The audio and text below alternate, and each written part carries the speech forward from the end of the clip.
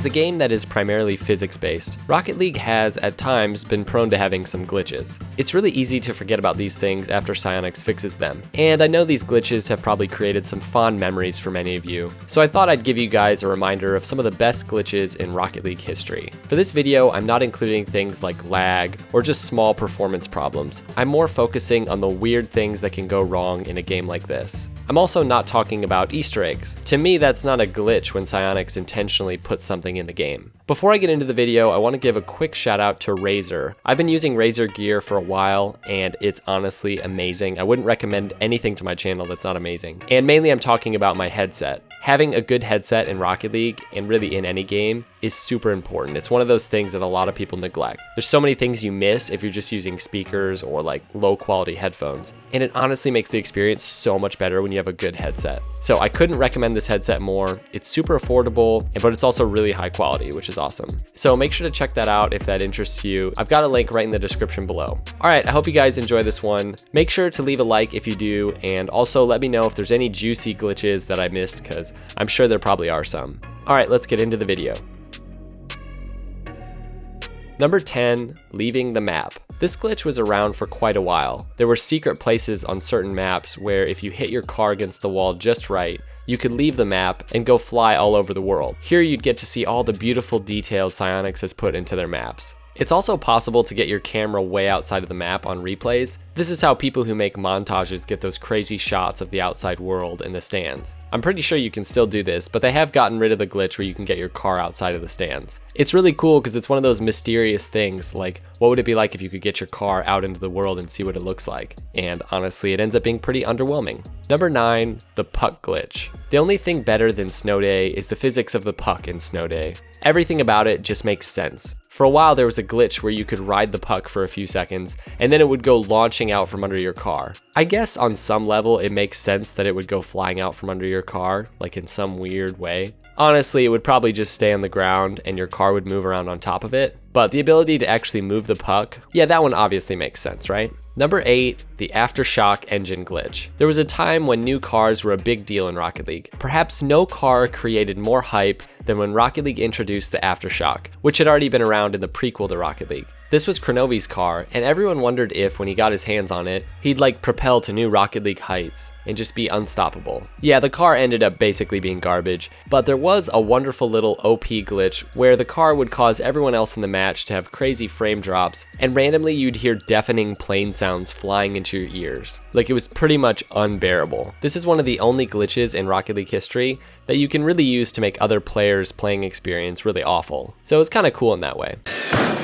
Number 7, the Scarab can't turtle glitch. There have been quite a few free play glitches in Rocket League history. Out of all the glitches on this list, my favorite ones are the ones that seem so random and unexplainable, and you just don't know how they got there. Like, you just can't fathom why something like this would randomly happen to one car. As we'll see with my number 1 pick, it's really hard to pinpoint how these kind of glitches happen. It's part of the reason why it takes Psyonix a good amount of time to fix them sometimes. This glitch is pretty self-explanatory. For whatever reason, the Scarab just couldn't turtle. It was like the ball suddenly weighed 5 times its normal amount. Some have suggested that this glitch actually makes sense. The Scarab's wheels are out in front of the car, so maybe its wheels were absorbing most of the impact from the ball. Or maybe the car is all-wheel or front-wheel drive, and those wheels are constantly pulling the car in closer as you push it forwards. Kind of a weird thought, but that really doesn't explain why the car wouldn't be able to push the ball forward. I guess it's just one more reason to invest in a Scarab these days. Number 6, the humping bots. I'm pretty sure this one has never been completely fixed, mainly because the bots are still just idiots. If you've never experienced this, I recommend just going and playing 4v4 with a bunch of random bots. Sooner or later, you'll end up with like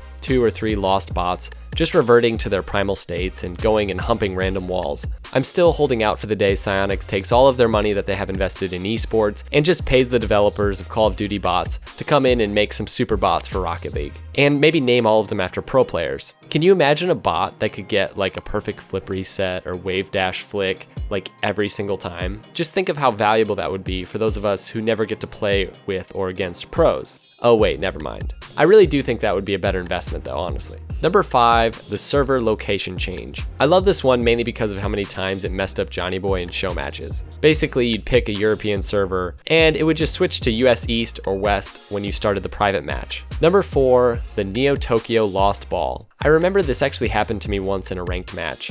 The ball would randomly just go down into the ramp at Neo Tokyo. Like it would just be flying through the air, and you'd go to hit a power shot, and the ball would just sink into the ground, and basically never come out. And there was nothing you could do about it. The one time it did happen to me was actually in a ranked match, where we were up by a goal. Now imagine if we had been tied. Who would have been the first team to forfeit? I'm guessing that this probably happened quite a few times, and people were just sitting in overtime for like 3 hours straight. Number 3, the no-flip glitch. This is one of the few mechanical glitches that we have on the list. It's not very often that someone finds a glitch so OP in terms of mechanics that Psyonix actually has to patch it. There have been things like, for example, the stall. I'm sure Psyonix probably didn't know about this when they developed the game, but it's not something that really affects gameplay. It just looks cool for freestylers. This glitch, however, was really OP, and I remember there was a time when Scrub and others were actually implementing it into their gameplay and just like doing it all the time. Basically, it made it so that you could get the speed of a dodge without having to actually flip your car over, and thus you could boost and dodge at the same time, making it possible to reach supersonic way faster than if you had to flip and boost at the same time. This meant that if you knew how to do it,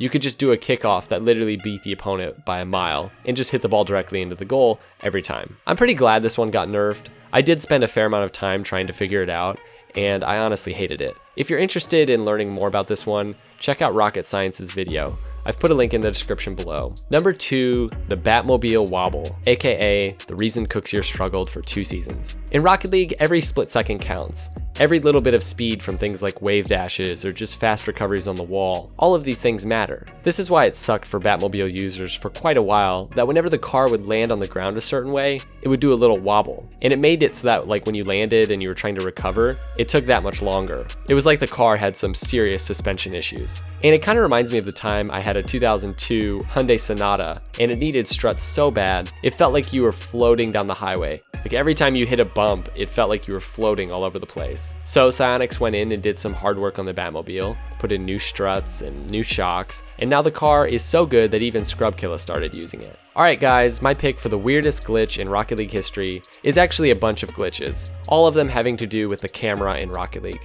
So this is actually 5 glitches total, all of which have yet to be completely fixed. And I'm not pointing these out to be super critical of Psyonix. I'm sure that they know about them and I'm sure they're doing everything they can to fix them. I honestly find them pretty funny, but it is hard to deny that they've made spectating somewhat awful at times. The first is the default camera glitch. And remember, all these glitches are for spectators, so this isn't what the player is actually seeing. This is just what you see when you're spectating. The first is the default camera glitch. This one's been around for quite a while. It's honestly the most pervasive glitch in the game. It's gone for a while, and then it comes back, and then it's gone, and then it just shows up again. And we're stuck wondering again if the pros know something about camera settings that we don't, like they're all now using default cam. These next 4 are all new glitches that we've never seen until this last month or so. The reverse camera glitch is basically just that. When you're spectating a player, it looks like they're just holding down reverse cam the whole time. When I first saw this, it was when Monkey Moon was getting absolutely destroyed by Scrubkilla, and I actually thought that he was just so tilted that he was trying to just play in reverse cam the whole time. But as I've watched more of Johnny Boy's show matches, I know now that it's just a spectator glitch. All of these spectator glitches are connected,